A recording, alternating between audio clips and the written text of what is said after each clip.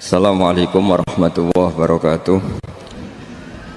Bismillahirrahmanirrahim. Nahmaduka ya ghafuru ya syakuru. Masalli wa sallim barik ala sayyidina maulana Muhammadin wa ala alihi wa sahbihi asfa'in nama ba'du. Kita tidak bosan-bosan cerita ini karena ini khazanah kita.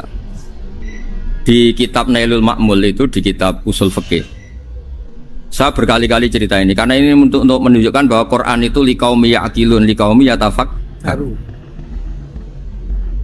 Ada seorang kiai, seorang ustadz, kiai dulu itu emang orang soleh, alim terus jadi kiai.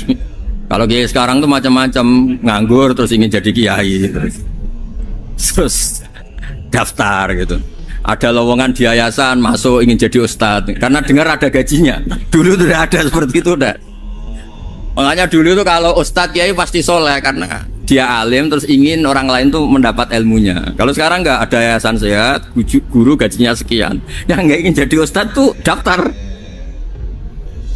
karena ada gaji. Apalagi ada kabar, ada gaji, ada mes, ada wah yang daftar banyak ya. Tapi mentalnya ada kiai sebetulnya. Ya kalau sampean tanya itu baik dah Gus, ya setengah baik.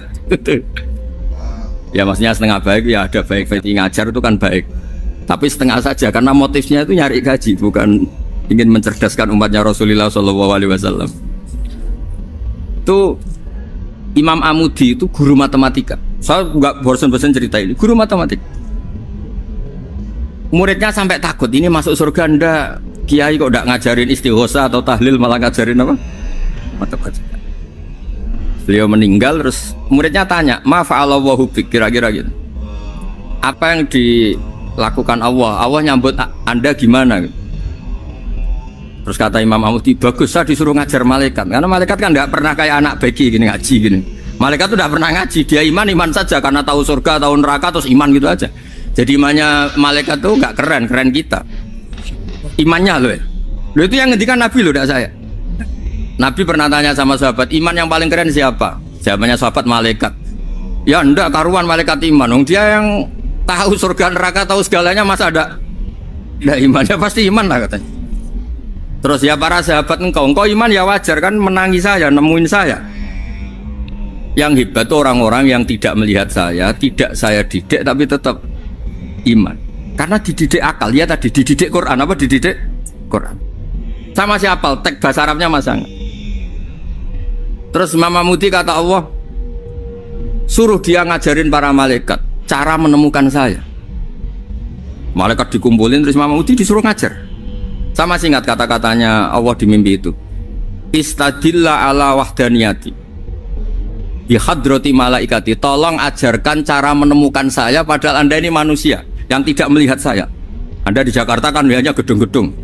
Paling jadi khayal terus nikmat lah, Anda ikut punya tapi ikut nikmati.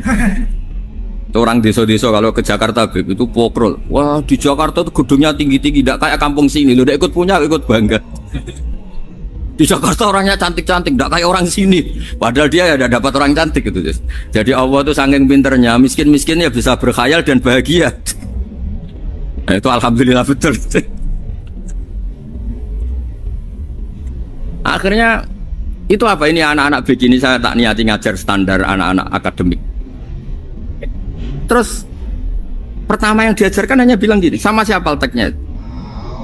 Ya malaikat wahi para malaikat. Terus beliau bilang, nisbatus naini wassalasah ila malanihayatalahu nisbatul far'i ilal asl. Angka itu jumlahnya berapapun 2, 3 sampai triliunan. Semuanya itu nisbatul far'i ilal asli. Binisbat ilal wahid nisbatul far'i ilal asli.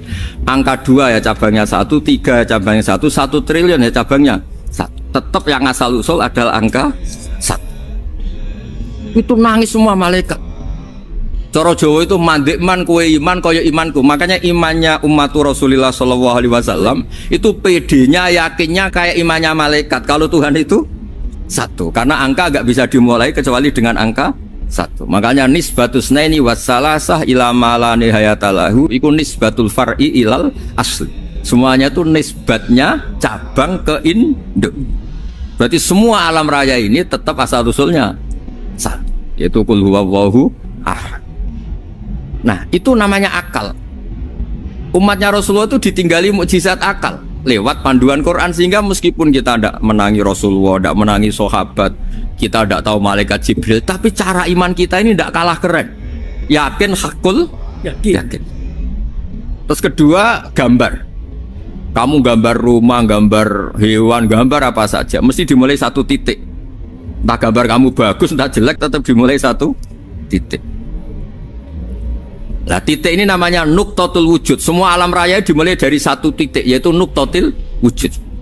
Makanya Quran dimulai bismillah, dan bismillah itu dipilih sama Allah pakai pertama ba itu ada titik. Itu kata semua ulama. Itu titik itu singkatan dari bi kana makana wa bi yakunu mayakun. Karena saya semuanya ada. Bi itu karena saya. Jadi makanya santri-santri beki tidak usah bayangkan kamu jadi wali terus bisa terbang ke Mekah, tidak usah. Kalau terbang ke Mekah ya sudah umroh aja bayar. Kalau enggak ya maklaran KBH atau apa. Pokoknya cari gratis. Ya gratis kayaknya dapat orang 10 gratis satu. Terus orang enggak umroh-umroh dirayu-rayu supaya umroh. Repot.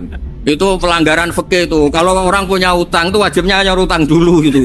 Wah repot. Saya itu juga sering bingung di kampung-kampung. Gus sama umroh. Kenapa? Dapat gratisan. Minta uang saja buat nyaur utang, nggak boleh. Wah, secara fikih yang wajib itu nyaur utang bukan umroh. Nggak boleh Gus diminta uang, nggak boleh, harus umroh. Udah gitu saya ini bingung Gus mau umroh, nggak nikmati. Kenapa? Disuruh ngajar Gus. Repot semua kalau ibadah mergawe ya jadi bingung semua. Ya saya mohon anak-anak BK semuanya yang seneng Quran itu harus seneng sampai kayak saya, sehingga tahu mencari Tuhan dengan cara tauhid yang berbasis akal itu sedzahir imannya malaikat. Jika di klasmen iman itu manusia ulul ilmi, kita-kita yang nekuni ilmu itu nomor satu prakteknya. Karena nomor satu itu Allah karuan kan, syahidah Allah kan gak tertandingi, syahidah wa annahu la ilaha illallah. Terus wal malaikatu, malaikat kan karuan karena langsung menyaksikan surga. Dan ketiga apa? Wa ulul ilmi. Berarti prakteknya kan nomor satu. Kalau kompetitornya semuanya manusia, ulul ilmi nomor berapa? Satu kan? Nah nomor 3 kan dari Allah, malaikat, ulul ilm. Berarti kalau kompetisinya antar manusia nomor berapa? 1 kan? Nah kenapa ulul ilmi di nomor 3 kan tapi dari Allah, malaikat, ulul? Kerennya kayak apa? Karena cara iman ulul ilmi itu nggak ada ragunya sama sekali. Kamu ragu nggak kalau 2 itu cabang dari 1, asalnya 1? Nggak pernah kan ragu kan? Semua gambar seruat apapun dimulai dari 1 titik, ragu nggak? Enggak kan? Nah, imannya umatnya Nabi karena dipandu oleh Quran itu seyakin itu, sehakul yakin itu. Nah itu terus Jubair bin Mut'im jadi iman. Am khuliqu min ghairi syai'in am humul khaliq.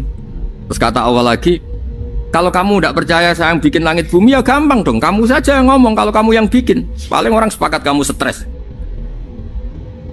Terus hanya ayat gitu, am khalaqus samawati wal ardh. Kalau kamu tidak yakin Allah yang bikin ya silahkan Anda klaim saja kalau kamu yang bikin langit bumi. Bala yukinun, kamu juga gak mau kan dibilang stres. Ya, ini ngaji ilmu dulu, nanti bagian terakhir ijazah. Bismillahirrahmanirrahim. Ini riwayatul Bukhari. Haddatsana Abdullah bin Yusuf, haddatsana Les, haddatsana Sa'id al-Maqburi an Nabi Hurairah radhiyallahu anhu qala an-nabiy sallallahu alaihi wasallam. Ma minal anbiya'i nabiyyun illa qad u'tiya minal ayat ma mithluhu amana alaihil bashar. Wa innama kana alladhi utituhu wahyan awhahu wa ilayya fa arju an akuna aktsarahum tabi'an yaumal qiyamah. Terus kita tahu semua nabi itu punya mukjizat. Ya, semua nabi itu punya apa? Mukjizat. Mukjizat itu hal yang luar biasa yang memastikan manusia itu tidak bisa menyainginya atau menandinginya. Dan rata-rata mukjizat Nabi dulu itu fisik. Misalnya ontanya Nabi Soleh itu kan onta tapi keluar dari batu, itu kan aneh, aneh sekali. Atau tongkat Nabi Musa bisa simsalabim mengeringkan laut apa? Merah. Semua Nabi itu punya mukjizat dan semuanya berbentuk fisik. Kecuali mukjizatul Rasulullah Shallallahu Alaihi Wasallam itu berupa Al-Quran. Al-Quran itu konsep ilmiah. Terus kata Rasulullah SAW, tapi saya karena Quran itu justru berharap pengikutku besar dan sampai hari kiamat. Sekarang kita logika ya. Andaikan kamu punya tongkatnya Nabi Musa, kalau kamu suka uang, kepikirannya dijual apa dipakai? Kalau kamu suka uang, pakai. Kalau kamu ahli suudon itu pikirannya ndak, ini asli ndak. Karena yang melihat di Turki itu ya sebagian gitu. Kalau yang suka perdukunan itu bayangkan tuh miliknya. Mungkin dipakai ngakali orang atau apa, pokoknya bayangkan tuh miliknya. Kalau yang kolektor pikirannya itu nanti ini laku berapa. Tapi kalau peneliti mungkin pikirannya itu ini asli apa enggak? Bukti aslinya apa? Repot lah. Lagi pula kalau kamu punya utang terus mau apa? Istri kamu marah mau apa? Kalau pakai tongkat. Nah, beda dengan mukjizatnya Quran, itu semuanya apa? Ilmiah. Orang yang sedang harmonis dengan istri bisa pakai ayat di antara ayat-ayat Allah itu apa? Wa ja'ala bainakum mawaddatan. Nanti kalau ditakdir cerai, saya tidak menyarankan cerai. Kalau ditakdir cerai, itu masih dimotivasi sama Allah. Wa iya tafarraqa yughnillahu kullam min sa'ati. Jika suami istri itu cerai, jangan-jangan suaminya dapat istri lebih baik, istrinya nanti dapat suami lebih baik. Jadi yang masa lalunya ada keprahara. Kan banyak orang suaminya meninggal ketika nikah lagi ditanya, kangen sama suami pertama? Alhamdulillah ini lebih baik. Padahal suaminya yang meninggal itu berharap istrinya ini kangen, ternyata dia sudah syukur dapat suami yang lebih baik. Jadi Quran itu menunggui kita ila yaumil qiyamah. Kita tidak bunuh diri, itu ya barokahnya Quran. Karena problem apapun kita dinasihati apa sabar, apa dinasihati sabar. Kan nggak mungkin kamu pegang tongkatnya Nabi Musa, punya masalah apa saja ngelihat tongkat, bisa apa tongkat. Tapi kalau Quran kan nasihat, solusi. Makanya Nabi berharap dengan Quran ini, saya berharap pengaruh saya, pengikut saya terbanyak ila yaumil ya. Terus beliau dikomentari begini sama, ini Fathul Bari, sarahnya Bukhari. Al-muradu anna mu'jizatil anbiya inqaradat binqiradi a'sorihim falam yusyahidha illa man hadaraha. Problem mukjizat nabi-nabi dulu itu kan fisik, sehingga yang tahu kalau Nabi Soleh punya unta yang ajaib itu yang tahu ya hanya yang hadir saat itu. Yang tahu kalau tongkat Nabi Musa bertuah itu juga yang tahu hanya yang hadir saat itu. Selebihnya tahu tongkat ya di museum. Tapi kalau Quran menjadi solusi, menjadi panduan, menjadi pegangan, itu ila yaumil qiyamah. Kita beri contoh ya, Quran panduan yang paling gampang misalnya. Dulu ini cerita ya. Dulu itu ada orang kafir cerdas namanya Jubair bin Mut'im. Itu saking pinternya dia, pinter juga tokoh. Itu sebagai delegasi pembebasan Asra Badrin. Jadi tawanan-tawanan perang Badar itu mulai dulu ya ada negosiasi mau dibebaskan. Terus orang-orang kafir ini menugaskan namanya Jubair bin siapa? Mut'im. Ini ada di Bukhari. Karena ini ngaji di Jakarta. Kalau orang nggak tahu hadis juga tanya ini sahih ndak? Wong nggak tahu kok tanya, itu aneh. Padahal kalau dibodoni itu ya nggak tahu. Tapi ya tetap tanya, hadisnya ini sahih ndak? Ini kata kiai apa kata nabi ini ya? Memangnya kata nabi kamu dengar kan ya lewat kiai. Emang. Setelah itu Jubair itu datang ke Medina. Dengerin, datang ke mana? Medina. Kemudian dengar Nabi baca Wattur pas sholat maghrib. Jubair karena Nabi dulu gak ada hotel, gak ada pondok ya. Pondoknya Nabi hanya sufah itu. Nabi baca maghrib, bukan diskusi, bukan debat, baca Wattur wa kitabim mastur firrokim mansur wal baitil ma'mur wasaqufil marfu wal bakhril masjur terus. Kemudian sampai pada titik ayat am khuliqu min ghairi syai'in. Masa manusia atau alam raya yang maujudat, yang nyata, yang wujud nyata. Kemudian asal usulnya itu ketiadaan. Ini kan hadhil alam maujud, alam ini kan nyata. Masa sesuatu yang nyata penciptanya itu tidak nyata. Jadi nggak mungkin ada faham nihilisme. Kalau faham nihilisme berarti melahirkan teori begini. Al adamu yakhluqu maujudan, sesuatu yang tidak ada menciptakan yang itu kan akal nggak bisa nerima. Kalau sesuatu ini ada, penciptanya pasti ada. Terus Akhirnya Jubair bin Mut'im itu simpuh di depan Rasulullah terus bilang, "Ya Muhammad, kada qalbi ayatir." Hampir saja hati saya terbang. Kalau riwayatnya Imam Ahmad, faka'anna masudi qalbi, hati saya dihancur. Semua teori yang saya bawa untuk ngelawan kamu sekarang luluh semua, hancur semua. Yang benar adalah teori Anda bahwa Tuhan itu satu dan Tuhan itu ada sebelum semua makhluk. Coba kalau Nabi Muhammad ada Jubair bin Mut'im terus menyembunyikan tongkat dekat mihrab, terus dilihat ini apa, paling pikirannya ini dari kayu apa, terus yang bentuk tongkat itu tukang pemahatnya siapa, kok kurang keren, kalau di Blitur gimana ya, kan malah panjang. Kira-kira kalau mukjizat itu dari tongkat itu malah panjang lah pokoknya, panjang. Lagi pula kamu coba kan nggak ngarah mandi, itu yang mandi kan nabinya bukan tongkatnya. Coba tongkatnya Nabi Musa coba anak-anak beki itu dipakai mukul kucing aja tidak mesti mati itu. Jadi nggak jelas mukjizat-mukjizat seperti itu nggak. Tapi kalau Quran menunggui sampai saking hebatnya Quran, teori rasionalitas kampanye di mana-mana. Tingkat validitas, tingkat kebenaran Quran itu bahkan bisa diuji tanpa membuktikan, tanpa apa? Cukup pakai akal. Ya terus saya teruskan. Fala yamurru terus al murad anna mu'jizatil anbiya in qaradat bi qidari a'sam wa mu'jizatul Quran mustamirratun ila yaumil qiyamah wa kharquhu lil adat fi uslubihi wa balaghatihi wa ikhbarihi bil mawhibat. Terus kata ini yang ngarang Fathul Bari, sarahnya Imam Bukhari. Fala yamurru asrun minal a'sar illa wa yadharu fihi syai'un mimma akhbaru bi annahu sayakun yadullu ala sihhati da'wahu. Wa hadza aqwal muhtamilat. Wa takmiluhu fil ladzi ba'da. Wa qilani ya. Anal al makna anal mu'jizat al madiyah kanat khissiyatan tusyahadu bil absar kana qati Shalih wa asa Musa. Mukjizatnya nabi-nabi dulu itu hanya penyembuh, hanya pelengkap, hanya nuruti keinginan mata. Seperti dahsyatnya apa? Laut Merah di sebelah apa dipukul sama tongkatnya Nabi siapa? Itu semuanya itu hanya memanjakan mata, urusan mata. Terus wow itu. Tapi kalau mukjizatnya Nabi Muhammad itu berdasar akal. Maksudnya berdasar akal nih, dengerin ya. Dengerin betul. Ketika Laut Merah terus tersibak kan, wow itu keren kan? Terus kita bilang, menyimpulkan, wah kita tidak akan mampu. Itu bodoh sekali kesimpulan kita tidak akan mampu. Meskipun bikin nyamuk Anda juga tidak mampu. Loh, untuk memutuskan tidak mampu saja kok sampai pertunjukan seperti itu tuh laopo, cek goblok gitu.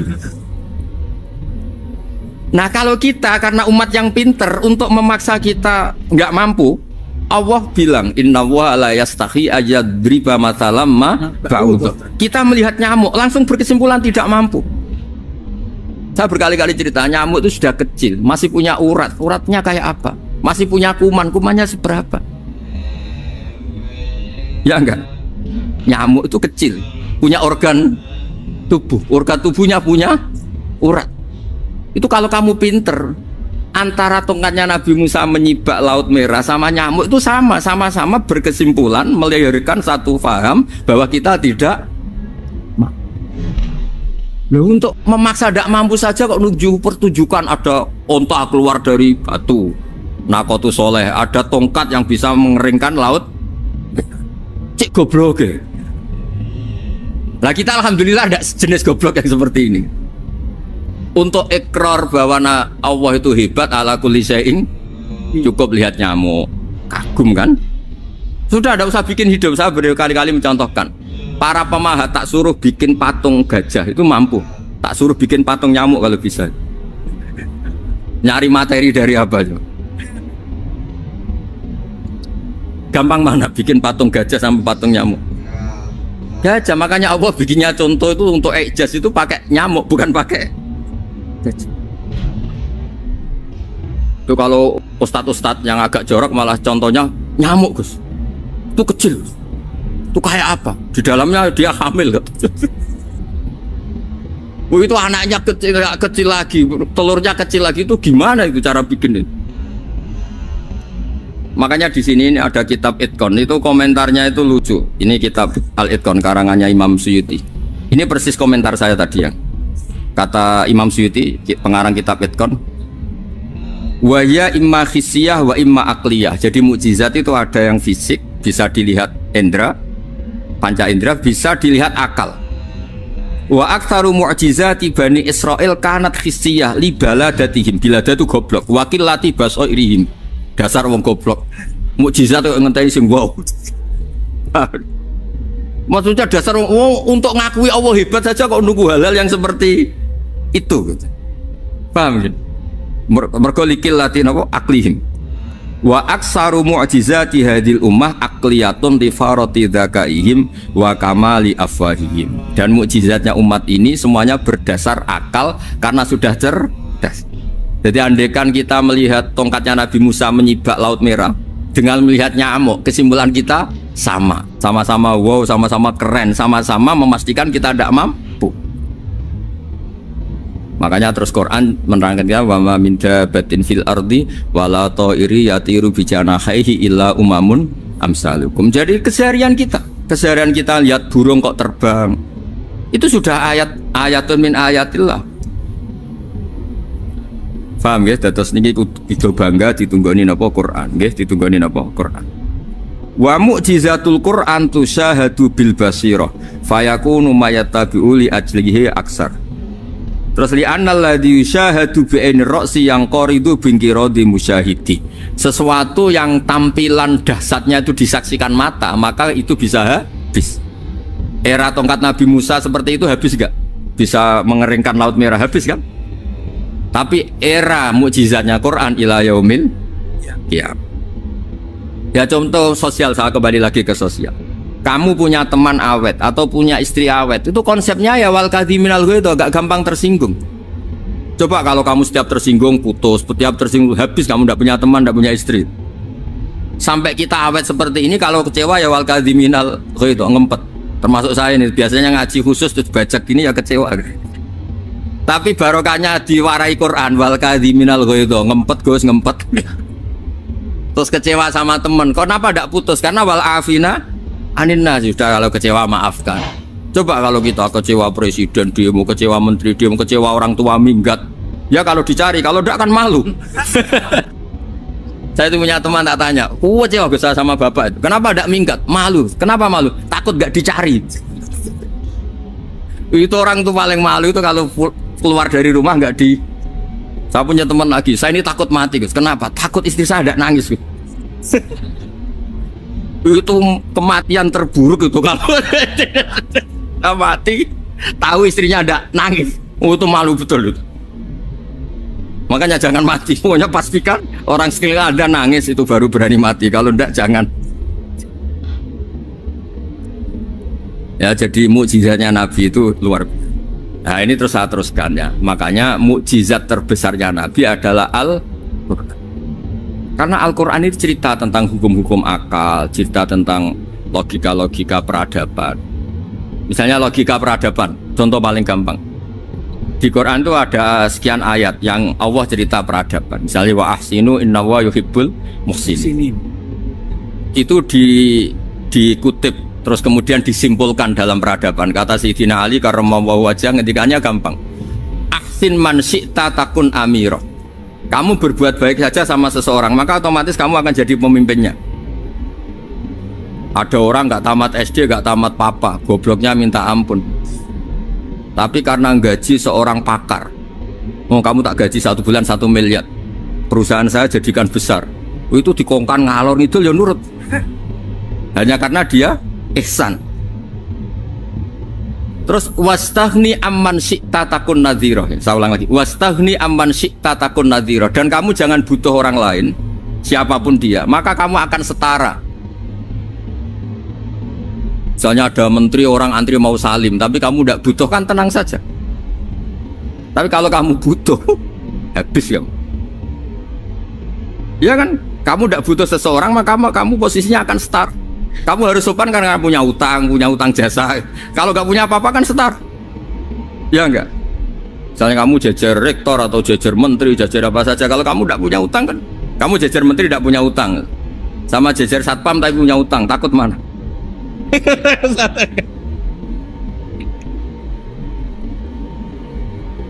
Kalau butuh itu mesti kalah kan. Ada pejabat misalnya nggak begitu cantik sama perempuan cantik yang kamu butuh ingin dicintai, takut mak. Padahal nggak jelas orang ini pangkatnya apa. Jadi dalam hukum sosial itu kata Sidin Ali, wastahni aman syi'ta takun nadhira. Kamu jangan butuh seseorang maka kamu akan setara. Terus yang terakhir, wahtas ilaman syi'ta takun asiro. Asiro pakai sin. Dan silahkan butuh seseorang maka kamu akan jadi budak dia. Ya coba misalnya Anda seorang profesor, seorang alim, seorang kiai top, misalnya mencintai janda di ujung kampung sana, jalan kaki 2 kilo, padahal itu gak tamat SD, tapi gara-gara seneng, kacau kan, logika kepangkatan hilang semua kan. Jadi itu hukum peradaban, itu mewakili isi-isi sosial yang diterangkan Quran. Ya, jadi paketnya 3 tadi ya. Ahsin man syi'ta takun amiro. Kamu berbuat baik sama seseorang maka kamu bisa memimpin. Wastahni amman syi'ta takun nadhira. Kamu jangan butuh seseorang maka kamu akan setara. Bok kamu ketemu orang terkaya di dunia. Yo ketemu orang terkaya di dunia, kamu jejer, kamu tidak butuh dia. Tenang kan bisa setara kan? Tapi kalau butuh harus sopan, ngajukan proposal, harus berakhlak karimah. Makanya sekarang Anda kok berakhlak kenapa? Ternyata mau nyalek. Biasanya ndak berakhlak kok berakhlak. Ada apa ini? Makanya guyonan di Rembang itu Beb Husein itu. Kalau ada orang mendadak sopan sama temannya, temannya curiga, kok tumben sopan, mau utang ya?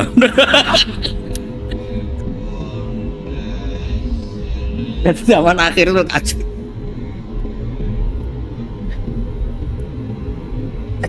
Ya di semua daerah gitu ya sama Pak Rektor ya. Kalau ada teman biasanya nggak sopan kok sopan, itu temannya curiga. Ini Pak Rektor UI ini kok tumben sopan, ada apa ya? Karena di mana-mana orang butuh itu pasti beretika. Kamu punya teman paling berdua, kalau mau utang berakhlak gak?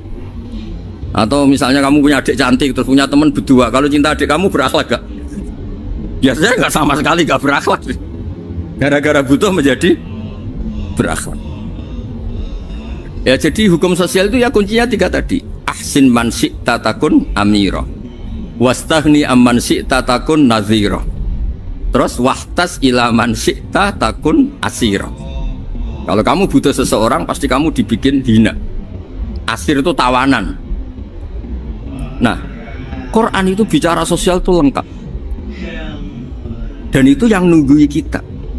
Kita punya tetangga yang kurang baik, ya seneng. Punya tetangga baik, ya seneng. Kata Imam Syafi'i, saya berkali-kali cerita, kok seneng semua Imam Syafi'i? Ya bagus lah, kalau yang seneng saya enak lah, dijak jagongan, dijak ngopi enak. Yang nggak seneng saya, gak ngarah utang. Uang itu nak, kamu punya tetangga gak seneng kamu, aman kan? Aman. Gak akan pinjem uang kan, pinjem mobil, uang gak seneng kok. Makanya Imam Syafi'i itu kalau ngedikan luar Syafi'i, diceritain orang, ya Aba Abdillah bagiannya, ya Aba Abdillah orang itu gak seneng kau, bagus lah. Loh kenapa bagus? Waman asa'a ilaika faqad atlaqaka. Orang yang gak seneng kamu maka membebaskan kamu. Gak akan pinjam uang, pinjam mobil, gak akan ganggu waktu kamu, kan gak seneng. Justru yang seneng-senengi masalah pinjam terus. Imam Syafi'i itu orang yang anggap dunia itu selesai. Ada yang cerita, ya Aba Abdillah, orang yang tadi cium tangan engkau, yang hormat engkau, di luar maki-maki engkau, ngerasain engkau, ngata-ngatain engkau. Ya bagus lah. Kok bagus gimana? Berarti saya wibawa, depan saya tidak berani. Berarti saya wibawa, di depan saya tidak berani.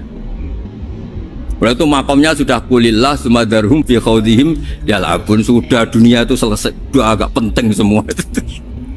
Nah, itu kalau kamu anak-anak beki ahli Quran sudah ayatnya kulillah sumadarhum fi khawdihim yal'abun. Sudah lihat Allah saja agak penting, makhluk-makhluk itu. Dah makhluk semua agak penting, sepenting Allah. Nah, kita ini ditunggoni mukjizat seperti itu. Bayangkan misalnya kita ditunggoni tongkatnya Nabi Musa. Saya ngajar di sini terus ini tongkat. Terus nanti yang tanya, Gus itu kayu apa Gus? Nanti yang kolektor tanya itu harganya berapa Gus? Ruwet apa? Terus yang ahli suudon itu asli gak Gus? Wah. Yang ahli suudon kan mesti tanyanya gitu, itu asli enggak Gus? Repot-repot pokoknya. Tapi kalau Quran kan jelas. Suatu saat ada perdebatan antara Abul Hasan al-Asy'ari. Abul Hasan al-Asy'ari ini tokoh ahli sunnah paling populer dalam ilmu logika. Dia mengatakan orang menemukan Tuhan itu harus lewat logika yang cermat, tidak boleh taklid, hanya ikut-ikutan. Dia harus menemukan satu argumentasi bahwa Tuhan atau pencipta langit itu ada. Kemudian ada satu problem di mana orang-orang kampung atau orang-orang yang lugu atau orang-orang awam itu tidak bisa ilmu logika, ilmu mantek kalau dalam bahasa pesantren. Kata Abul Hasan al-Asy'ari, itu masih mungkin. Alhasil para ulama ini meneliti ke orang-orang yang lugu, yang di kampung, yang petani, yang lugu sekali. Apa yang mereka temukan? Ternyata mereka punya cara logikanya sendiri untuk menemukan Tuhan, Sang Pencipta. Pernah suatu saat ada seorang petani lugu, biasa menggembala unta, ditanya, "Bima araf tarubat?" Lalu kamu yang petani ini yang hanya ngurusi sawah, ngurusi ladang, dengan cara apa kamu tahu kalau Tuhan itu ada? Si petani tadi marah besar dan dia mengatakan, "Al-ba'ratu tadullu 'alal ba'ir wa asarul aqdam yadullu 'alal masir." Kata petani tadi, yang namanya ada kotoran unta pasti ada untanya, yang namanya ada jejak kaki pasti ada yang barusan lewat. Artinya kalau ada makhluk pasti ada pencipta. Ini logika awam yang mudah. Kita tidak mungkin mengatakan bumi ini pencipta, mengatakan matahari pencipta. Kelihatan sekali kebendaannya, kelihatan sekali bahwa bumi matahari tidak punya ikhtiar, tidak punya kekuatan. Kelihatan sekali sifat-sifat kemakhlukannya. Jika benda-benda ini karuan makhluk, pasti menunjukkan bahwa ada penciptanya, ada khaliq. Bismillahirrahmanirrahim. Alhamdulillahirabbil alamin wassalatu wassalamu ala asyrafil mursalin sayyidina Maulana Muhammadin wa ala alihi washabihi ajmain. Amma ba'du. Berikut sebagai mukaddimah bahwa Profesor Zaini Dahlan berkeinginan UI punya tafsir dan terjemah sendiri. Lewat proses yang panjang dan melibatkan tim, diantaranya saya, terbitlah tafsir versi UII juga terjemah versi UI.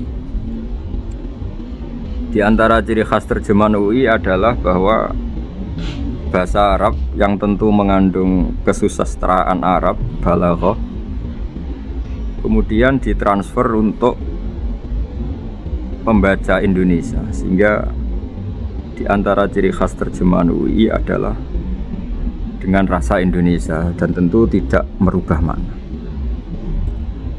Berikut beberapa kutipan yang perlu pemirsa atau pendengar tahu.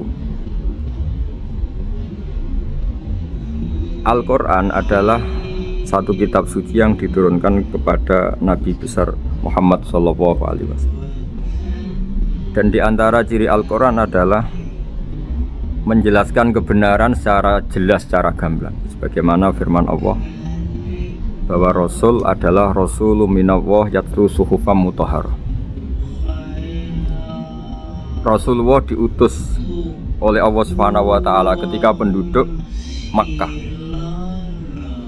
sangat-sangat jauh dari kebenaran. Mereka adalah penyembah berhala yang dikira sebagai Tuhan, dan jumlahnya Tuhan-Tuhan itu banyak sekali. Suatu saat Rasulullah mendakwahkan bahwa Tuhan itu satu dan harus satu. Tapi kata mereka, kenapa Muhammad menjadikan Tuhan satu? Padahal urusan kita banyak, problem kita banyak. Harusnya Tuhan itu juga banyak. Ini yang diceritakan dalam surat Shad, Aja'alal alihata ilaha wahida inna hadza lasyai'un ujab. Bagaimana mungkin urusan kita yang banyak, yang harusnya butuh Tuhan banyak, kemudian menjadi hanya Tuhan satu. Lalu Rasulullah dengan sabar, dengan telaten memberi penjelasan. Dan ini yang disebut al-bayyinah, penjelasan yang sangat jelas, sangat gamblang, sangat rasional. Kata Rasulullah dalam sebuah hadis yang diriwayatkan dalam Musnad Ahmad, tagnya begini: orang-orang yang menyembah selain Allah itu ibarat kama sali rojulin istaro abdan min kholisi malih biwarikin au dhahabin faja'ala ya'malu. Mereka mau bekerja tapi wayu'ti hullatahu ila ghairi sayyid fa ayyukum sarruhu ayyakuna abduhu kadzalik.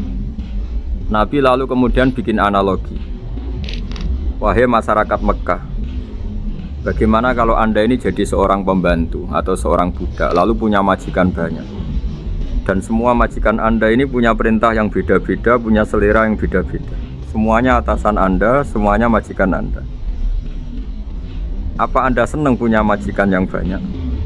Lalu mereka bilang, wah susah Muhammad kalau kita punya majikan banyak. Tuhan kamu adalah majikan kamu. Bagaimana kalau Tuhan banyak, punya perintah yang beda-beda, punya selera yang beda-beda? Kalian pasti akan kebingungan.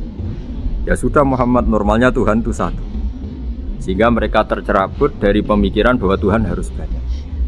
Ini yang dimaksud dalam surat Al-Bayyinah, lam yakunil ladzina kafaru min ahlil kitab wal musyrikina munfakina hatta ta'tiyahumul bayyinah.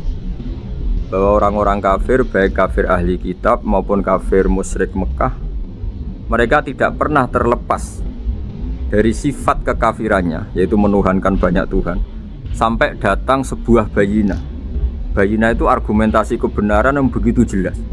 Setiap membawa kebenaran, argumentasinya meyakinkan. Itu siapa? Rasulun minallah yatslu suhufam mutahharah, yaitu Rasul yang membacakan lampiran-lampiran suci, yaitu Al-Quranul Karim. Dengan penjelasan analogi tadi, kemudian orang-orang Mekah sadar susahnya kayak apa kalau Tuhan banyak, lalu perintahnya beda-beda, seleranya beda-beda, hukumnya beda-beda. Ini membingungkan. Akhirnya mereka ngakui bahwa pentingnya logika tauhid.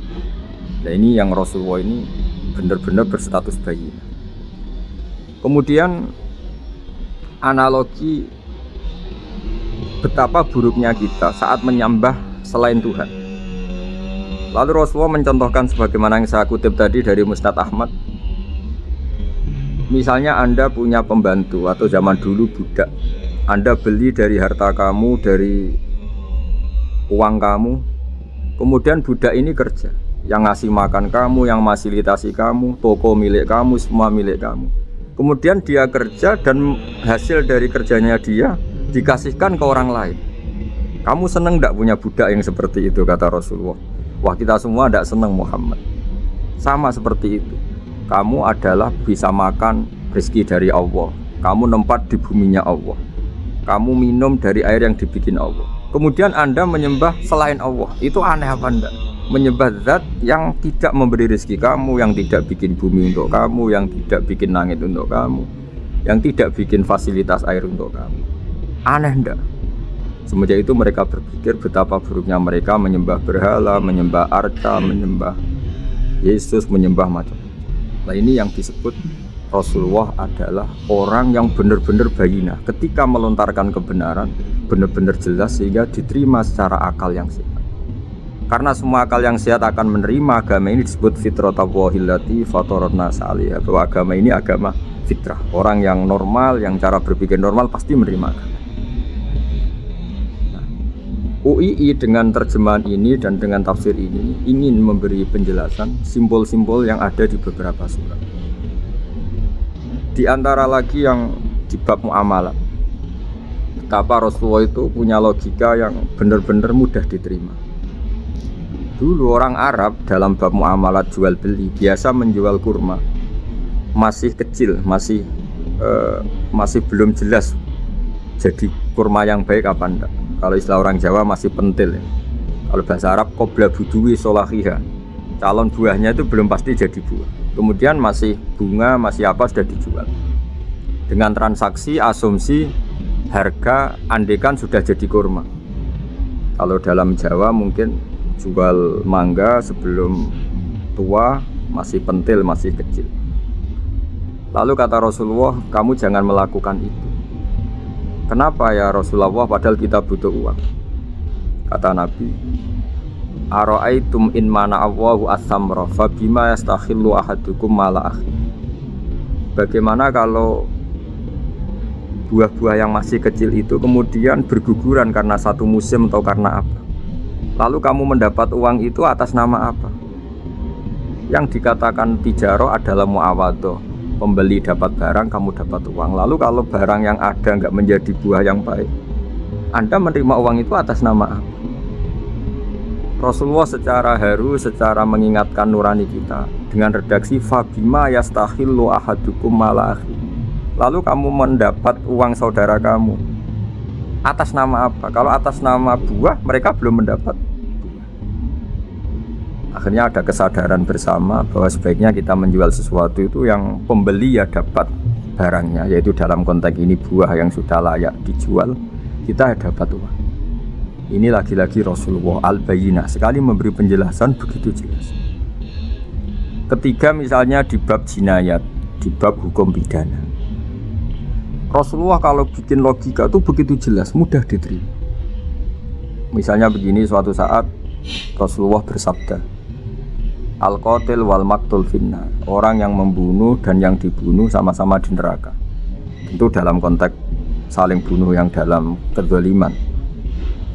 Lalu sahabat janggal, ya Rasulullah, oke lah kalau pembunuh itu masuk neraka, ini bagaimana mungkin yang dibunuh pun masuk neraka? Rasulullah dengan jelas, dengan bayinah, dengan hujjah, beliau menjawab, innahu kana harison ala qatli sahibi. Sebetulnya yang terbunuh pun mentalnya pembunuh, karena dia sangat juga ingin membunuh saudaranya. Nasibnya saja yang menjadikan dia terbunuh.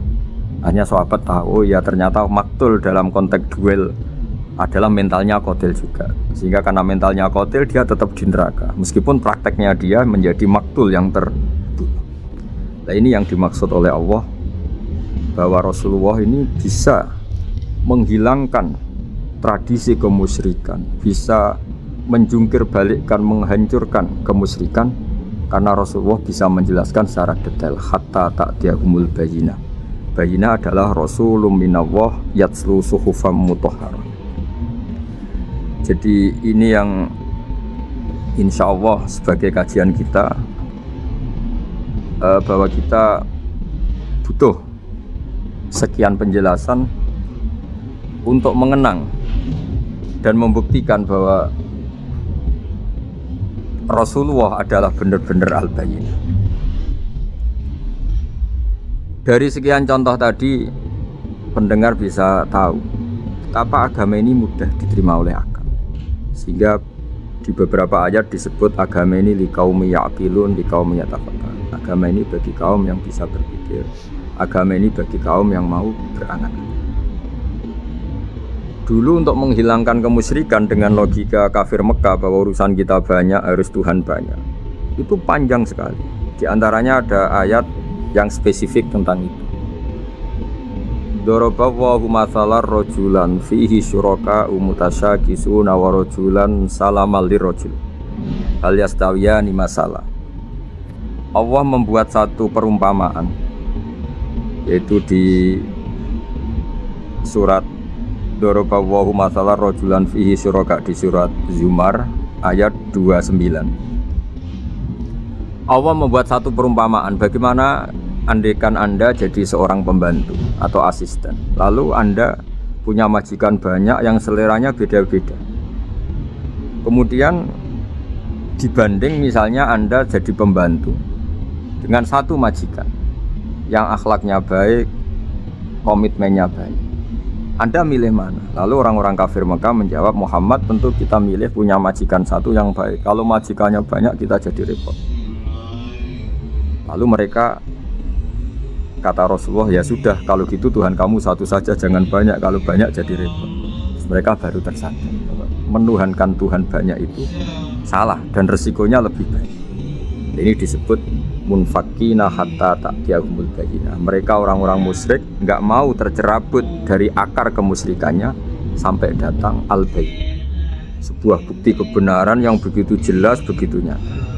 Siapa kebenaran itu? Rasulun minallah yatslu suhufam mutahharah, yaitu Rasulnya Allah yang membaca lampiran-lampiran suci. Lampiran-lampiran suci ini dalam bahasa Arab diikutkan wazan isim maf'ul, disebut mushaf. Makanya kitab suci ini ditulis di sohifah. Kalau dalam bahasa Arab lampiran itu sohifah, dijamakkan kata jamaknya suhuf. Kemudian ketika dicetak, dijilid disebut mushaf. Sehingga alhamdulillah UII, Universitas Islam Indonesia, punya mushaf, punya terjemahan, punya tafsir. Ini diharapkan kita sebagai ulama, sebagai dai, sebagai ustadz bisa warasatul anbiya, karena kata Rasulullah, al ulama warasatul anbiya. Saya kira demikian supaya pemirsa tahu, pendengar tahu bahwa betapa pentingnya menjelaskan secara bayyinah. Ini penting sekali karena sekarang pikiran di dunia itu macam-macam dan kita butuh energi untuk mengungkap lagi intisari-intisari dari sesuatu yang digulirkan atau dibahas Al-Quran, sehingga Al-Quran ini benar-benar jadi ibrah, jadi teladan bagi kita semua. Jangan sampai karena kita lupa mengkaji Al-Quran sehingga hukum-hukum Al-Quran menjadi mandek. Kita harus terus mensosialisasikan supaya Quran ini hidup. Caranya gimana? Masyarakat dirangsang supaya tahu Al-Bayyinah. Contoh yang terakhir sebelum menutup perjumpaan kali ini, misalnya dulu orang kafir Mekah itu janggal karena mereka juga punya kajian bahwa Nabi itu bersyarat harus turunan dari bangsa Israel, karena semua Nabi itu pasti turunan Nabi Ibrahim, yaitu Nabi Ibrahim punya anak yang bernama Ishak, Ishak punya anak yang bernama Yakub, Yakub ini yang nanti punya anak Yusuf, sehingga Yusuf bin Yakub bin Ishak bin Ibrahim.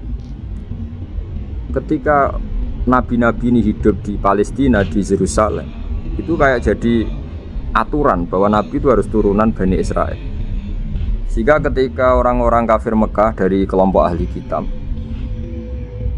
ketika Rasulullah Muhammad mendakwahkan diri sebagai nabi, mereka janggal, bagaimana mungkin nabi dari orang Arab? Nabi itu harusnya orang Yerusalem atau orang Palestina. Kemudian Allah memberi penjelasan, fihi ayatum bayyinatum maqamu Ibrahim, bahwa Muhammad adalah turunan Ibrahim. Bukti nyata adalah di Mekah ada jejak kakinya Nabi Ibrahim, yaitu yang sekarang kita sebut maqam. Setelah dilacak-lacak ternyata mbah-mbahnya Rasulullah atau nenek moyang atau leluhur Rasulullah bernama Adnan. Adnan ini kata sejarah-sejarah disepakati wa Adnanu bila raibin intadzawil ulumin nasabiyah ila dzabihi Ismail nisbatuhu wa muntama, bahwa Adnan ini tertulis secara sejarah lengkap bahwa dia turunan dari Nabi Ismail. Ismail adalah anak dari Nabi. Kemudian makom Ibrahim ini juga dibuktikan sekian sejarah bahwa Ibrahim pernah di situ.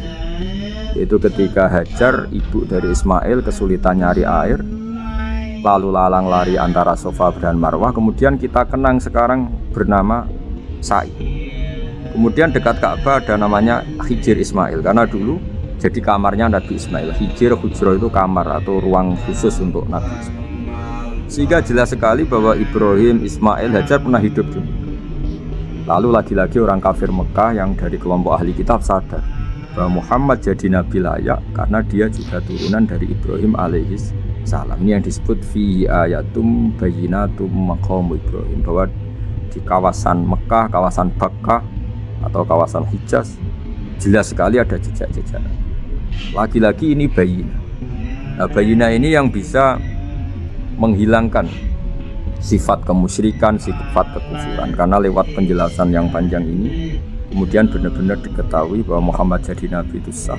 Karena dari segi dakwahnya benar, perilakunya benar, hujahnya benar. Sekarang dari segi nasab juga benar karena beliau termasuk keturunan dari Nabi Ibrahim alaihissalam lewat jalur Ismail. Ini penting kita ketahui dan perlu kita kaji supaya istilah-istilah di Al-Quran kita tahu. Makanya banyak istilah di Al-Quran, misalnya wattaba'tu millata abai, kita ngikuti agama leluhur kami. Di situ disebut ada Ibrahim, ada Ishak, ada Ismail, ada Yakub. Kenapa demikian pendengar? Bahwa karena agama ini butuh tradisi, dan tradisi ini menjadi komunitas sosial. Sehingga ketika tradisi ini sudah mantap, insya Allah lewat kebenaran agama ini akan menyingkirkan kemusyrikan. Contoh paling mudah begini, Nabi itu melarang orang menyembah batu. Tapi kemudian dalam tradisi Islam sendiri ada orang sholat kemudian sujud, yang secara zahir sujud itu mencium batu atau mencium masjid tempat kita sujud. Apalagi kita mencium Hajar Aswad, secara kasat mata seakan-akan kita ini menghormati betul Hajar Aswad. Sehingga orang kafir mencibir, Muhammad itu aneh, dia melarang kita menyembah batu tapi dia sendiri mencium Hajar Aswad seperti itu, dia sendiri menyembah batu. Orang kalau sujud seakan-akan seperti itu. Tapi lewat penjelasan Nabi bahwa kita sujud hanya kepada Allah. Kita kalau sujud baca sajadah wajhililladzi khalaqahu wa sawwarahu wa syaqqa sam'ahu wa basarahu bihaulihi wa quwwati fatabarakallahu ahsanul khaliqin. Wajah kami sujud kepada zat yang menciptakan wajah kami, yang mengasihi kita pendengaran, yang mengasihi kita pandangan. Hanya Allah saja yang ahsanul khaliqin, hanya Allah saja zat yang paling baik dalam penciptaan. Ini penting sekali saya katakan bahwa sehingga sujud kita yang seperti itu adalah simbol tawadhu. Tidak ada kaitannya dengan kita ini menyembah batu. Sehingga kita tradisikan ke anak-anak saat sujud baca subhana rabbiyal a'la wa bihamdi. Kita ajarkan mereka bahwa semua selain Allah adalah ciptaan Allah. Jadi andai kan nggak ada tradisi tauhid yang dijelaskan begitu detail. Saat kita haji bilang labbaik Allahumma labbaik, labbaik la syarika lak labbaik, innal hamda wan ni'mata laka wal mulka la syarika lak. Ya. Setiap kita haji mengitari Hajar Aswad kita bilang nikmat semua dari Allah. Enggak ada syarik bagi Allah, enggak ada mitra bagi Allah, enggak ada sekutu bagi Allah. Sehingga karena ini kita maklumatkan, kita kumandangkan, meskipun umat Islam itu mencium Ka'bah, mencium Hajar Aswad, enggak akan disalahpahami ini bentuk penuhanan kepada Hajar Aswad atau kepada Ka'bah, karena kita ungkapkan innal hamda wan ni'mata laka wal mulka la syarika lak, enggak ada syirik, enggak ada mitra bagi Allah. Sehingga dari sekian talbiyahnya Rasulullah kita tahu ini bentuk pemaklumatan tauhid, bahwa tauhid harus dikumandangkan lewat kalimat-kalimat thayyibah, lewat pemikiran-pemikiran logika hujjah bahwa Tuhan pasti satu dan yang jadi Tuhan hanya Allah Subhanahu wa ta'ala. Karena andekan ini tidak dikumandangkan, kemudian ada ritual yang secara lahir kasat mata nyium Hajar Aswad, nanti seperti tuduhannya orang kafir bahwa Islam itu aneh, melarang menyembah batu, tapi nyatanya ada ritual mencium. Sebab itu tidak menjadi aneh ketika Imam Bukhari termasuk rawi besar, termasuk hadis sahih yang meriwayatkan Sayyidina Umar atau Umar radhiyallahu anhu, itu setiap mencium Hajar Aswad beliau berkomentar, saya tahu betul kamu hanya batu, la tadurru wa la tanfa, tidak memberi madarat, tidak memberi manfaat. Kalau saja saya tidak melihat Rasulullah mencium kamu, maka saya tidak mau mencium.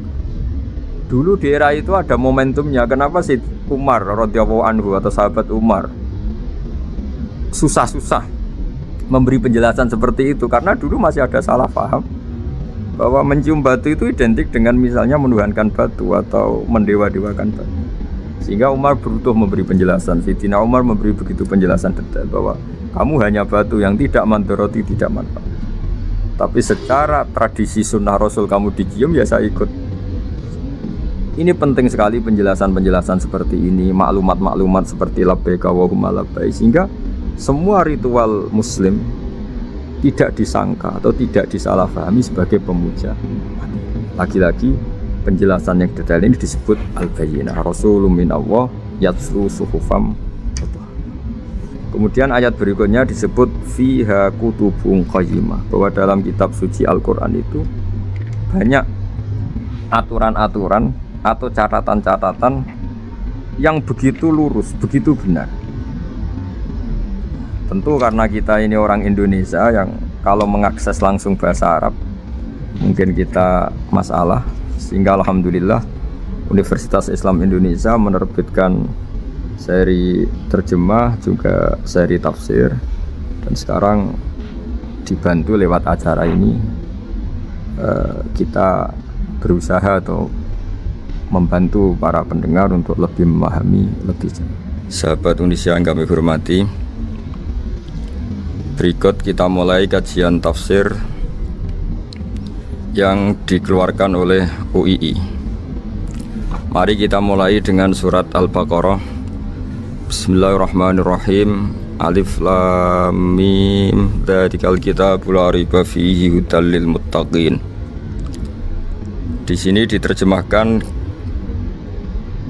Alif Lam Mim, ini termasuk ayat-ayat yang oleh para ulama dianggap mutasyabihat.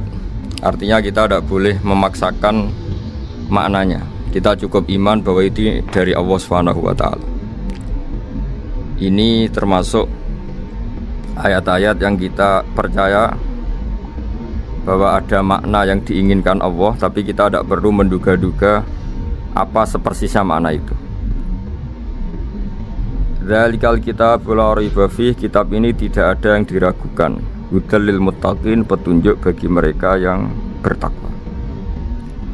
Sahabat Unisia yang kami cintai, yang kami hormati, muttaqin dari kata kerja ittaqa yattaqi ittiqaan. Maknanya adalah menjaga diri. Ada 3 kelas muttaqin dalam terminologi para ulama, istilah yang dikeluarkan para ulama. 1, muttaqin orang yang menghindari perilaku syirik atau perilaku kekafiran. Sehingga menurut para ulama, apapun faseknya seorang mukmin, apapun kelirunya orang mukmin, misalnya pernah mencuri, pernah korupsi, pernah apa saja, masih dianggap mukmin karena dia masih bertauhid la ilaha illallah Muhammadur Rasulullah. Ini muttaqin yang paling kelas pokok, kelas bawah.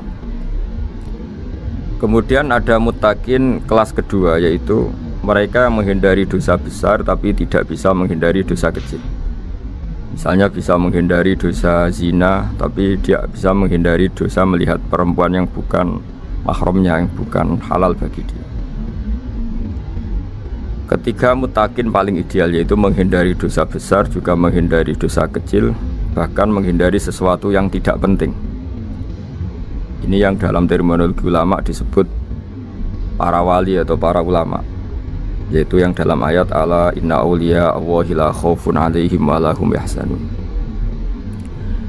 Ini penting kami jelaskan kelas-kelas muttaqin supaya bahwa mukmin tidak pernah keluar dari status iman meskipun dia pernah melakukan satu kesalahan besar. Karena yang dikatakan mukmin adalah siapapun yang meyakini kebenaran risalah Muhammad, risalah yang dibawa Muhammad, berarti dia mukmin. Soal dia melakukan dosa atau apa saja itu menjadikan dia fasik, tapi tidak keluar dari status mukmin. Ini yang dimaksud dalam sebuah hadis, man qala la ilaha illallah dakhalal jannah. Siapapun yang pernah melafadzkan la ilaha illallah iman, maka dia pasti nanti masuk surga. Kemudian ada beberapa pertanyaan dari para sahabat dengan masa lalu orang itu yang macam-macam. Nabi tetap menjawab meskipun dengan masa lalu yang macam-macam. Sebab itu perlu dikaji serius, sebagaimana ada yang ditafsir Sawi bahwa muttaqin itu dari kata kerja ittaqa yattaqi ittiqaan atau ittaqa yattaqi taqwan. Ini maknanya orang yang menjaga diri. Tentu menjaga diri ini ada yang kelas premium, kelas sempurna. Jadi sesuatu apa saja yang bahaya kita jaga, termasuk dosa kecil, melakukan hal yang tidak penting. Ada orang mukmin yang hanya bisa menjaga dari dosa kekafiran, dosa kemusyrikan. Ini pun dengan segala kesalahannya masih ada kemungkinan dimaafkan Allah. Karena Allah pernah berfirman, innallaha la yaghfiru ayyushraka bihi wa yaghfiru ma duna dzalika liman yasha. Allah tidak akan memaafkan dosa syirik, tapi Allah masih bisa memaafkan atau masih berkenan memaafkan dosa di luar syirik. Kemudian yang perlu dimengerti oleh sahabat Unisia adalah makna la raiba fihi. Ini yang perlu kami ungkap, bahwa Al-Quran ini tidak ada keraguan padanya. Tidak ada keraguan ini yang mudah kita teliti karena kita orang Indonesia, mungkin rasa-rasa sastra Arab enggak kental. Mari kita teliti dari segi makna, karena makna ini rasa dan rasa itu universal. Begini misalnya, dulu orang-orang kafir Mekah karena mereka penyembah berhala, penyembah Tuhan-Tuhan yang banyak, itu memprotes. Mereka memanggil tentu masih Muhammad, belum ya Rasulullah. Muhammad, kamu mengajak ke Tuhan berapa? Rasulullah menjawab, ke Tuhan yang satu.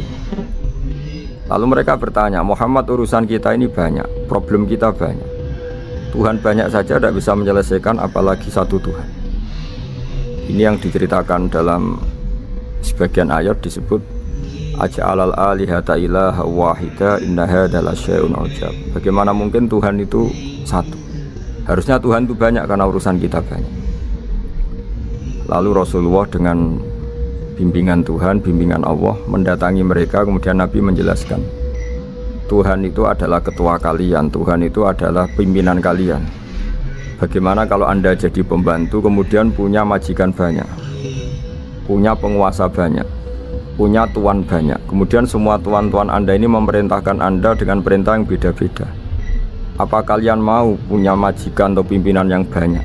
Mereka menjawab tidak, Muhammad. Terus mereka akhirnya sadar bahwa problem Tuhan banyak itu tentu lebih sulit, lebih problem, karena nanti perintahnya beda-beda, keinginannya beda-beda. Mereka akhirnya tersadarkan bahwa sebaiknya atau seharusnya memang Tuhan itu satu. Jadi Rasulullah SAW menjelaskan logika bertauhid itu dengan sekian variasi, dengan sekian logika. Kemudian Nabi kedua juga menjelaskan logika kompetisi. Kata Nabi yang karena bimbingan Allah diberi satu pengertian.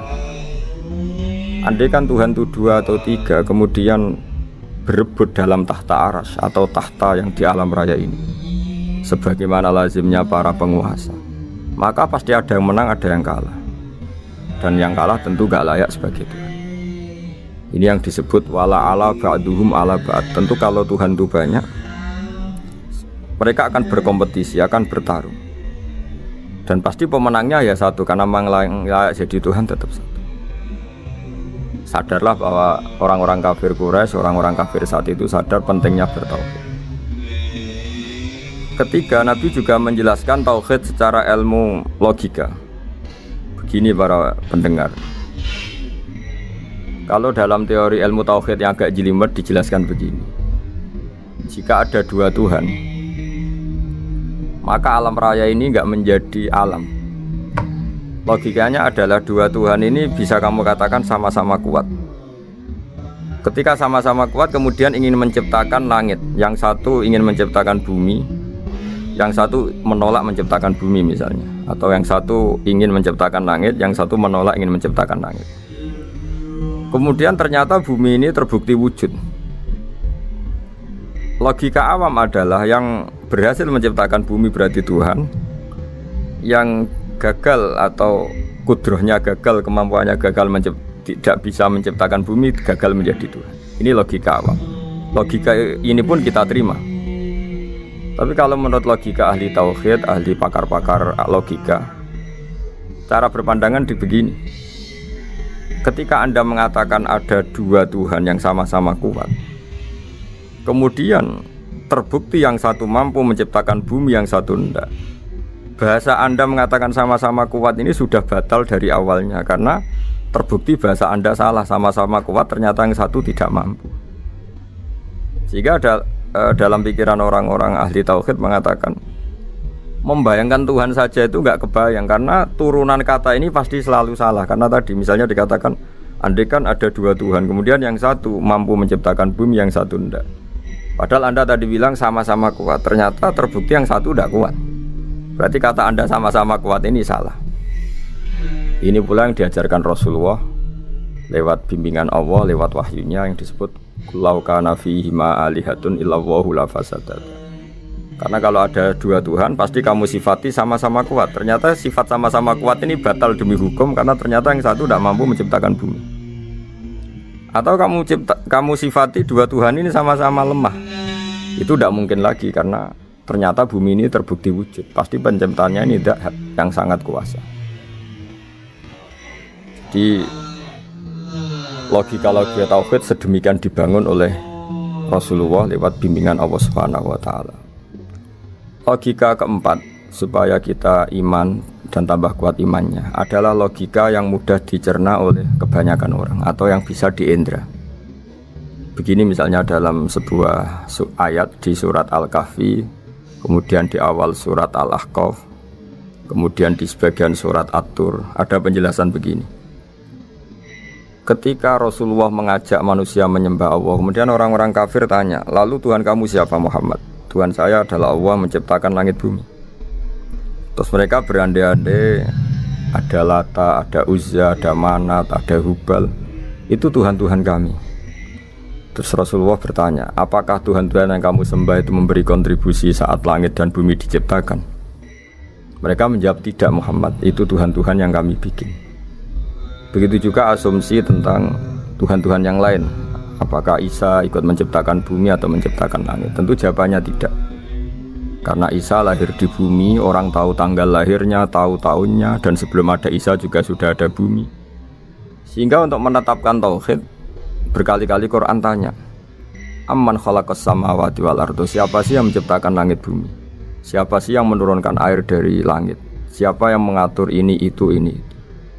Akhirnya mereka menjawab, itu semua Allah Muhammad. Begitu juga kemungkinan setan, misalnya setan itu fisik atau makhluk atau apa saja yang tidak kita lihat. Kemudian setan itu lewat rayuannya, lewat tipu dayanya ingin disembah. Kata Allah menjelaskan ini, ma asyadduhum khalqas samawati wal ardi wala khalqa anfusihim. Kamu tidak perlu takut sama setan atau apalagi menuhankan setan. Setan itu tidak yang punya reputasi menciptakan langit dan bumi. Bahkan setan tidak bisa menciptakan dirinya sendiri. Ini menjadi pengetahuan bagi kita, betapa bagi pakar-pakar tauhid, ahli tauhid, ketika setan nyatanya diusir dari surga, itu pun versi mereka. Versi mereka pun mengatakan seperti kita bahwa setan itu diusir dari surga dan ya keluar dari surga. Kalau setan itu Tuhan, tentu diusir gak mau, karena di surga itu nikmat. Ketika setan diusir dari surga ya keluar, dia juga jadi makhluk yang hina dina.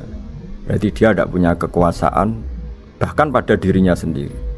Dipaksa keluar dari surga ya keluar, dipaksa menjadi ahli neraka jadi ahli neraka, dipaksa jadi apa saja juga dia akan jadi seperti yang dipaksakan. Ini menunjukkan bahwa setan adalah tahta kudratillah, tahta qahrillah, tahta satwatillah, bahwa setan pun dalam kendali kekuasaan. Makanya Allah mengatakan kamu tidak usah menyembah setan, tidak usah nurut sama setan. Setan itu lemah sekali, karena faktanya dia tidak bisa memaksakan keinginannya. Ini yang oleh Allah disebut dalam firman-Nya inna kaida syaitani kana dhaifa. Setan itu lemah sekali. Ini perlu saya sampaikan ke para pendengar Unisia bahwa bertauhid itu ada sekian logika. Logika kelima adalah logika orang awam. Awam sekali. Suatu saat ada perdebatan antara Abul Hasan al-Asy'ari. Abul Hasan al-Asy'ari ini tokoh ahli sunnah paling populer dalam ilmu logika. Dia mengatakan orang menemukan Tuhan itu harus lewat logika yang cermat, tidak boleh taklid, hanya ikut-ikutan. Dia harus menemukan satu argumentasi bahwa Tuhan atau pencipta langit itu ada. Kemudian ada satu problem di mana orang-orang kampung atau orang-orang yang lugu atau orang-orang awam itu tidak bisa ilmu logika, ilmu mantek kalau dalam bahasa pesantren. Kata Abu Mansur, kata Abul Hasan al-Asy'ari, itu masih mungkin. Alhasil para ulama ini meneliti ke orang-orang yang lugu, yang di kampung, yang petani, yang lugu sekali. Apa yang mereka temukan? Ternyata mereka punya cara logikanya sendiri untuk menemukan Tuhan, Sang Pencipta. Pernah suatu saat ada seorang petani lugu, biasa menggembala unta, ditanya, Bima araf tarubat, lalu kamu yang petani ini yang hanya ngurusi sawah, ngurusi ladang, dengan cara apa kamu tahu kalau Tuhan itu ada? Si petani tadi marah besar dan dia mengatakan, Al-ba'ratu tadullu alal ba'ir wa asharul aqdam yadullu alal masir. Kata petani tadi, yang namanya ada kotoran unta, pasti ada untanya. Yang namanya ada jejak kaki, pasti ada yang barusan lewat. Artinya kalau ada makhluk pasti ada pencipta. Ini logika awam yang mudah. Kita tidak mungkin mengatakan bumi ini pencipta, mengatakan matahari pencipta. Kelihatan sekali kebendaannya, kelihatan sekali bahwa bumi matahari tidak punya ikhtiar, tidak punya kekuatan. Kelihatan sekali sifat-sifat kemakhlukannya. Jika benda-benda ini karuan makhluk, pasti menunjukkan bahwa ada penciptanya, ada khalik. Dalam logika Bedui tadi, si Bedui tadi, kalau ada kotoran sapi pasti ada sapinya. Meskipun sapinya sudah sekarang nggak terlihat, mungkin sudah jalan kemana. Sama, kalau ada jejak kaki, meskipun orang yang tadi lewat sudah kita nggak tahu, tapi kita pasti tahu, pasti ada yang lewat. Ini yang dimaksud dalam bahasa Arab, al-ba'ratu tadullu alal ba'ir. Kalau ada kotoran sapi atau kotoran unta, pasti ada untanya. Wa atharul aqdam yadullu alal masir. Kalau ada jejak orang lewat pasti tadi ada orang lewat. Nah, semua metode ini digunakan semua oleh Rasulullah. Logika yang bagi intelektual, logika bagi kaum awam, logika bagi kaum menengah. Ya tidak awam, tidak intelektual. Semuanya digunakan, semuanya jadi media untuk memastikan bahwa logika tauhid ini logika pilihan, logika yang benar-benar logika. Sehingga dalam banyak ayat disebut agama ini li kaum yaqilun, li kaum yatafakkarun. Bagi kaum yang bisa berpikir, bagi kaum yang punya akal. Lalu kemudian kami teruskan alladzina yu'minuna bil ghaibi. Ini kata ghaibi bukan kayak dalam bahasa Indonesia misalnya setan atau hantu disebut barang gaib. Kata ghaibi dalam bahasa Arab adalah perbandingan atau lawan kata dari al-musyahad yang bisa disaksikan langsung lewat indera. Kita orang mukmin iman bahwa surga ada, padahal kita tidak pernah melihat surga. Kita mukmin iman bahwa neraka ada, padahal kita belum pernah melihat neraka. Ini sesuatu yang maghoba anil absor, yang mata kita tidak melihat, fisik kita tidak menyentuh. Kita pun iman. Asal sesuatu itu mansus, ya, dikatakan secara eksplisit oleh Quran dan hadis. Kalau dalam bahasa usul fikih disebut al-mansus. Ciri mukmin diantaranya adalah yang paling pokok alladzina yu'minuna bil ghaibi. Iman dengan sesuatu yang enggak kelihatan.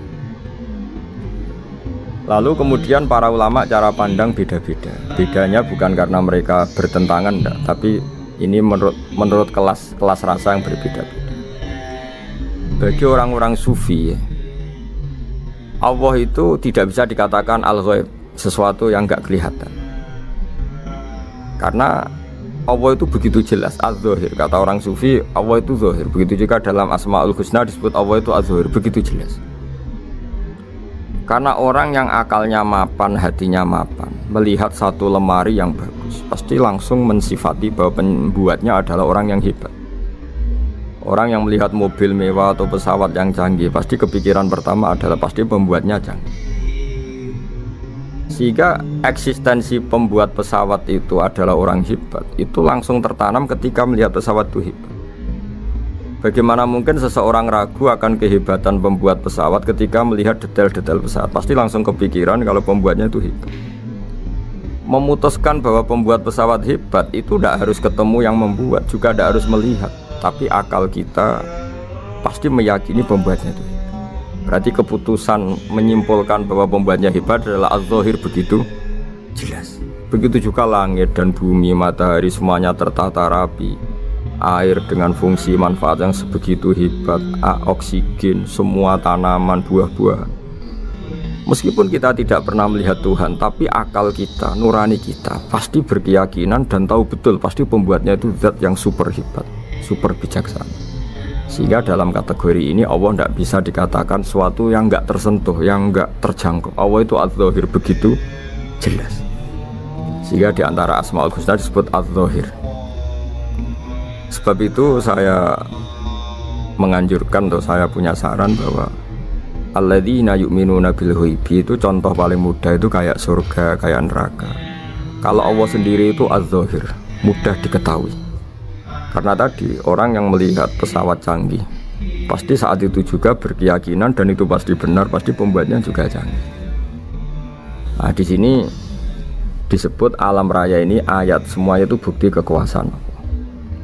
Dalam syair-syair orang sufi masyhur sekali itu wa fi kulli syai'in lahu ayatun yadullu ala annahul wahidu. Setiap sesuatu kejadian di alam raya adalah bukti keesaan Allah, bukti eksistensi Allah Subhanahu wa taala. Sehingga dalam satu kisah, normalnya orang itu paling tahu itu dengan dirinya sendiri, karena dia adalah dia. Tapi kalau Imam Sibawayh, seorang pakar nahwu, mengatakan a'raful ma'arif Allah, di alam raya ini yang paling mudah dikenali itu ya Allah, pencipta. Karena andai kan kita sendirian di hutan, kemudian kita mulai punya akal, kita mungkin tidak tahu diri kita ini siapa. Tapi setidaknya kita langsung menyimpulkan bahwa kita tidak bisa menciptakan diri kita sendiri. ketika kita berkesimpulan tidak bisa menciptakan diri kita sendiri, pasti kita terus berkesimpulan ada di luar kita yang menciptakan kita. Nah, sebab itu kenapa sifat mencipta ini yang pertama kali dikenalkan oleh Allah kepada nabinya untuk dikenalkan kepada umatnya. Itu disebut Iqra bismi rabbikal ladzi khalaq. Muhammad, bacalah dengan nama Tuhanmu. Sifat Tuhan yang paling mudah dikenali oleh siapapun adalah sifat pencipta. Karena ketika seseorang yakin dia lahir sudah ada bumi, dia lahir sudah ada langit, dia pasti akan tahu bahwa dia ada penciptanya. Sehingga paling mudah mensifati Allah atau mensifati Tuhan adalah bismi rabbikal ladzi khalaq. Terus kemudian di antara ciri orang baik adalah wa yuqimunas shalat. Kemudian beriman kepada yang gaib, menegakkan sholat. Kata menegakkan adalah dari kata menjaga aturan-aturan atau sesuai aturan-aturan salat. Kita tahu dalam salat ini ada beberapa syarat yang harus dipenuhi. Misalnya harus wudu, harus suci di tempat yang suci. Terus ada syarat-syarat dalam internal sholat, dia harus baca Fatihah, harus tumakninah, macam-macam. Itu eksistensi definisi sholat. Kemudian kata berdiri juga diartikan para ulama, eksistensi sholat harus diketahui secara publik, secara sosial. Karena sesuatu itu punya eksistensi kalau jadi konsensus atau diakui oleh publik. Di sini agama mewajibkan sholat jamaah. Kata banyak ulama, jamaah itu fardu kifayah, bahkan ada yang mengatakan fardu ain. Harus dijalankan orang banyak secara massal dan harus di tempat yang terbuka. Sehingga kata para ahli fikih, andaikan ada orang jamaah di dalam rumah tidak diketahui oleh banyak orang, belum mencukupi atau belum menggugurkan kewajiban jamaah. Sehingga eksistensi sholat harus diketahui secara publik. Sehingga dulu Rasulullah itu kalau sholat ya di masjid dan masjidnya terbuka. Sampai sekarang kita pun menyaksikan semua umat Islam kalau sholat di masjid yang terbuka. Sehingga dunia non muslim pun tahu bahwa dalam Islam ada ritual, ya, ada ibadah yang bernama sholat. Hikmah kedua dengan cara terbuka seperti ini, sholat itu menjadi gak pernah rubah mulai zaman Nabi sampai kiamat. Dengan tradisi jamaah berarti kaifiyah atau cara sholat itu permanen. Bapak kita sholat ya seperti itu, imam seperti itu, anak cucu kita akan meniru kita ya seperti itu. Sehingga gak ada varian-varian yang hanya berdasar subjektivitas musolli yang sholat. Taruh saja kita misalnya jadi seorang sufi yang baru takut sama Allah atau baru usul kalau dalam bahasa sufi. Kemudian kita sholat sendiri di rumah, mungkin dengan gaya menangis, terseduh-seduh macam-macam. Ini tentu tidak baik sebagai standar sholat. Begitu juga ada anak atau pedagang yang kesusu atau tergesa-gesa, kemudian sholat hanya sekian, 2 menit, 1 menit. Ini juga agak baik. Meskipun itu boleh dilakukan individu-individu, tapi kalau dalam sholat jamaah, orang harus manut imam. Dan ada standarnya, misalnya tumakninah itu biqadri subhanallah, jadi ada ukurannya. Ini penting saya utarakan bahwa hikmah jamaah itu bukan sekedar dapat pahala 27 kalau sendiri, dapat pahala 1 itu enggak. Tapi ini menjaga eksistensi sholat supaya ya seperti ini terus sampai kiamat. Sehingga orang Indonesia atau orang Afrika, orang mana saja, itu ketika haji atau ketika saling berkunjung di negara lain, itu nggak akan kaget dengan cara-cara sholatnya, karena seluruh dunia kaifiyahnya caranya sama. Ini semua barokah dari jamaah. Maka Rasulullah itu nggak banyak ngendikan tentang caranya sholat, beliau hanya ngendikan shollu kama ra'aitumuni usolli. Sudahlah kamu pokoknya makmum saya, nanti caranya kamu sholat sama seperti saya seperti ini.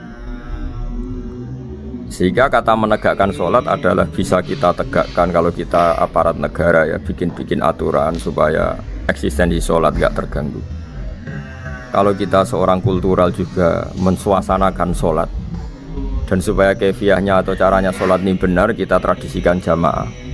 Sehingga anak kecil ngikuti yang besar, yang bodoh ngikuti yang pinter dengan satu cara. Itu barokahnya jamaah. Sehingga wa yuqimunas sholat itu, sholat kita dirikan baik secara personal dengan cara-cara tumakninah, kita suci di tempat yang suci, maupun kita tegakkan, kita maklumatkan, kita jadikan konsensus bahwa sholat ya seperti ini. Sehingga ada khayal-khayal lagi dalam Islam. Misalnya nyuwun sewu ada aliran yang mengatakan Ya kalau Tuhan itu kan enggak bebas arah, bebas tempat. Terus dulu pernah ada orang sesat sholat sampai 4 rakaat 4 arah, alasannya Tuhan itu tanpa arah. Enggak akan terjadi seperti itu. Karena ijma'nya umat Islam, konsensus umat Islam akan menolak faham yang seperti itu. Jadi saya mohon sekali, ini pentingnya jamaah. Dengan jamaah maka caranya sholat, cara meyakini madhab kiblat dan sebagainya terjaga ila yaumil qiyamah, sampai hari kiamat. Terus sifatnya orang mukmin lagi, wa mimma razaqnahum yunfikun, dan menafkahkan sebagian rezeki yang kami berikan. Ya ini termasuk zakat, sedekah. Jadi ada sebuah riwayat mengatakan inna fil mali haqqon, harta itu ada haknya, yaitu zakat. Tapi ada juga saran inna fil mali haqqon siwa zakat, di luar keharusan zakat juga ada hak-hak kita untuk memberikan sebagian rezeki kita. Taruh saja misalnya saya punya uang 10 juta. Secara nisab zakat belum sampai 1 nisab, karena 1 nisab itu sama dengan nilai 84 gram emas. Itu kalau diuangkan, kalau 500.000 ya sekitar 42 juta. Tapi kita sebelum punya 1 nisab pun tetap ada keharusan mengeluarkan sebagian. Yaitu tentu dalam fikih kita wajib mengeluarkan uang untuk anak kita, untuk istri kita. Itu yang wajib-wajib. Kemudian ada sosial, kita nyumbang masjid, nyumbang yatim piatu, macam-macam. Sehingga kata para ulama, ciri utama mukmin diantaranya adalah melakukan zakat, baik zakat yang fardu maupun zakat yang sunat. Karena kata zakat itu dimaknai fardu, sebetulnya definisi para ahli fikih untuk membedakan zakat yang wajib dengan sedekah. Tapi sebetulnya zaman dulu enggak ada seperti itu. Zakat itu maknanya bersihkan harta.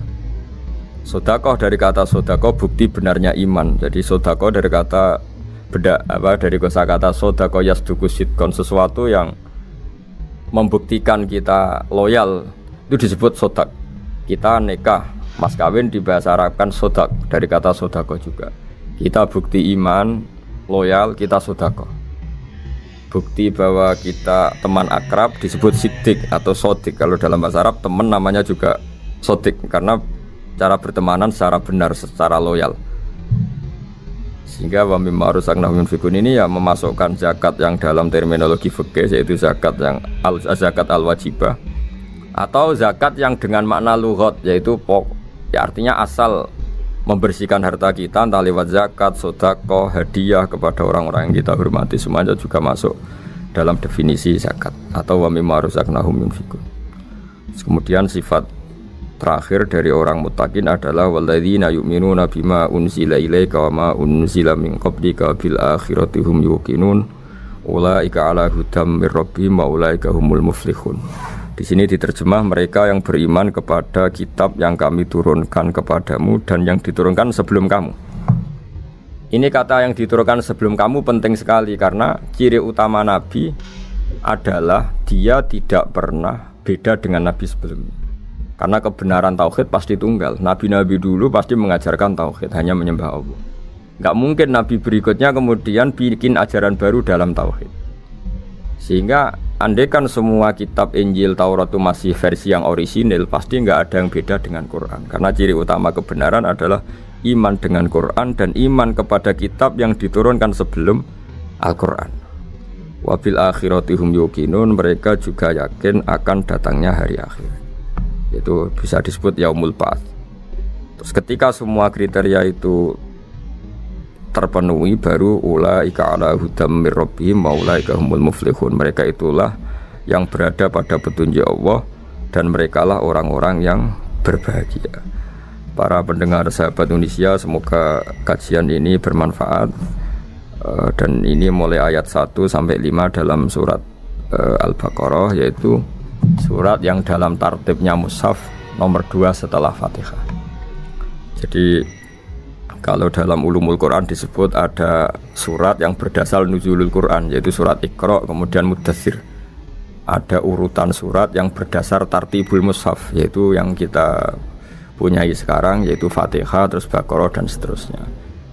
Dan urutan-urutan ini pun sesuai petunjuk Rasulullah SAW. Saya kira demikian. Mohon maaf atas semua kesalahan. Wassalamualaikum warahmatullahi wabarakatuh.